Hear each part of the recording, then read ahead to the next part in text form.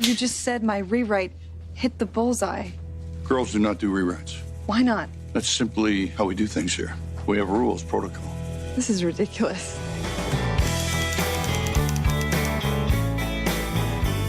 Good Girls Revolt is about a group of young women who have their dream job at a weekly magazine, and they ask to be treated fairly.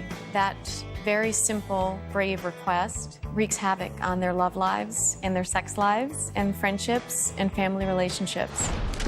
Then we got a story here. The book that inspired this show is called The Good Girls Revolt by Lynn Povich, who was a researcher at Newsweek magazine. We fictionalized the characters except for Nora Ephron and Eleanor Holmes Norton. Who is that? She's from the ACLU. So that we were free to examine relationships in their most psychological aspects. Good morning, my whispering coven.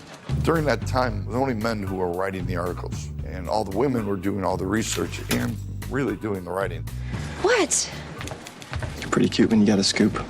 The women did most of the work, passed on the stories that were reported and investigated and written by them to their male reporters who were their superiors. And so these girls all have different trajectories and different assignments in their lives. Suddenly they're given some awareness by a newcomer named Nora Ephron. What? It's like you guys are fighting over the lower bunk bed in jail.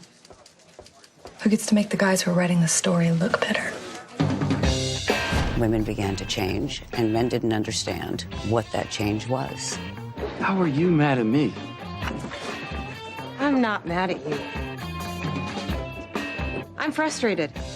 We show them questioning the way things have always been done. So I think the tone of the series will be sexy, joyous, edgy, and full of rock and roll. Where were you gals tonight?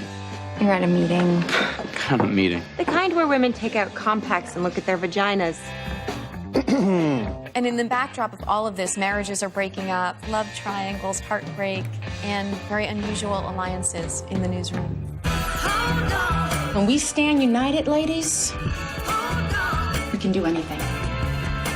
You know, maybe things could change. Maybe we could start something. Talk to some of the girls. 2 are better than 1, and 10 is better than 2.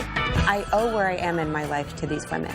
I just have such an incredible debt of gratitude to the women who had the bravery to stand up and say, this isn't fair. I'm better than this. I think feminism today has been thought of as such an unfun, sort of dutiful gate we had to pass through, when in fact the feminists of the time were young women who were drinking at bars with their colleagues and having sex with the wrong guys or the right guys and falling in love and making decisions about friendships and families. And they had a real love of life, and it was very, very joyful. And the sisterhood they found in being feminists was not this rageful exercise. It was a really exciting feeling of empowerment, and I'd like to show that.